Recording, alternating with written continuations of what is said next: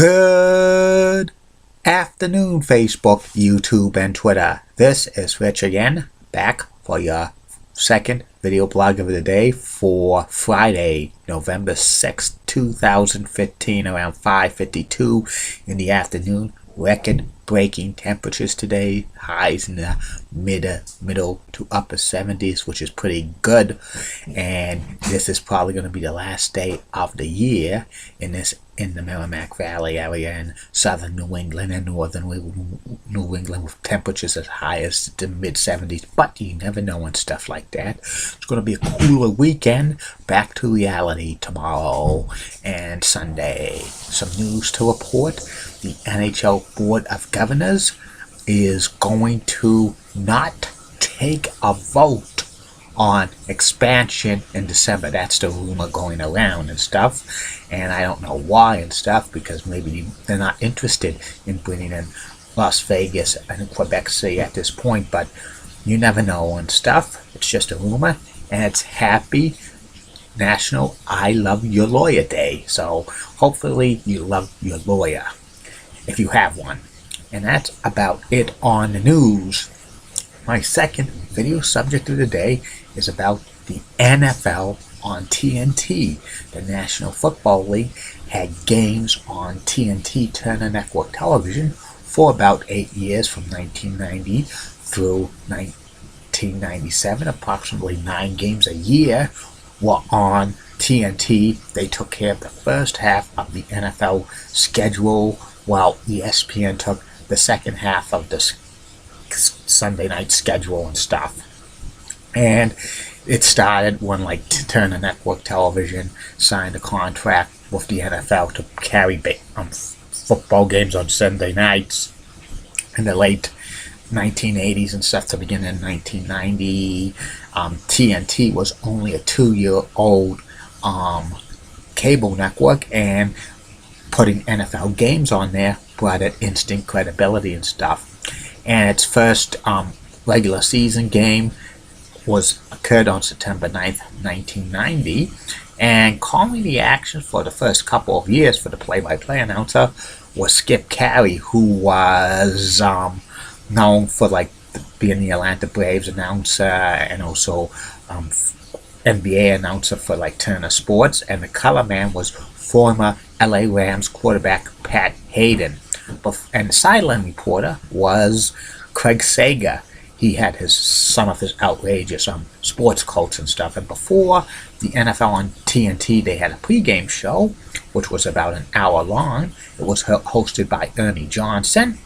And that pregame show was an hour at first, but then in 1995 it was reduced to a half hour. And they had analysts on there eventually, like Lawrence Taylor and Keith Jackson, football player, not the announcer, and Mark May and stuff. And in 1991, that pregame show had the first ever to do fantasy football stuff on a network pregame show and stuff like that. And TNT, play-by-play announcers over the years for Sunday Night Football changed. From 1992 through 1994, it was Gary Bender, and from 1995 through 1997, it was Vern Lundquist. During the 1997 season, Mark May joined Pat Hayden in the booth as color analyst with Vern Lundquist and stuff like that. And usually they would show the games on local television, because in the NFL, local teams have to have their games shown on broadcast television and stuff, even if it's on cable. So usually local stations carried it. I know Boston, when they had the NFL on TNT games, it was on WLVI CW56 back for those games on TNT and stuff, which was pretty good and stuff. Some interesting facts: the Arizona Cardinals was the only NFL team to appear on TNT Sunday Night Football for all 8 years it was in existence. TNT did not trademark the name Sunday Night Football, so they never at any during the broadcast. They never called it Sunday Night Football and stuff. And the ratings for the NFL on TNT were pretty good and stuff like that. The promos were pretty awesome. Sunday night, which was pretty great and stuff. They were awesome. There were some critics about the NFL on TNT. Chris Berman, who was the host of NFL Sunday Countdown, said that he called the TNT the Nitro brand. Coincidentally, years later, Nitro was a brand that they showed on Saturday nights around like the winter of 1995. They showed a rerun of Charlie's Angels and Starsky and Hutch and an adventure movie. And eventually, WCW had a program on TNT for about 5.5 years, Monday Nitro, which faced off against WWE Monday Night Raw. That's another story for another day and stuff.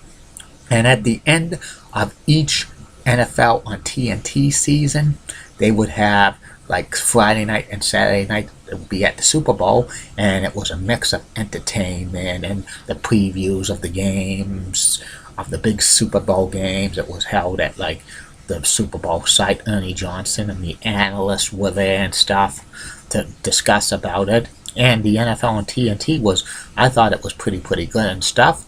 But when the television contract came up in 1998, the NFL wanted one network to carry all the Sunday Night Football games, and ESPN took over the Sunday Night Football package from TNT, the first half. So they showed the entire season from 1998 on and stuff. And it's kind of disappointing because, the TNT and the NFL did pretty good, in my humble opinion and stuff. But I think the NFL really wanted to have the whole Sunday night package on ESPN and stuff like that. And Turner has never bidded for the NFL ever since. There's been a lot of rumors that they've a couple of times tried to bid on the Thursday night package, part of it, but they were rejected and stuff like that. But most like with commitments for the NBA and Major League Baseball, it would be unlikely to see like the NFL back on TNT again. And that's about it on that. And I'll be back with the third and final video blog of the night, which will be about my personality profile. Tonight's personality profile will be former Boston Bruins goaltender Brian Defoe. Keep calm, everybody. And I'm a Julie Button guy. Julie Button has the best smile in the world. Molly Rosenblatt rocks and has nice legs. Elizabeth Hart so stunning. And in the words of the Patel last week, no bus. See you later.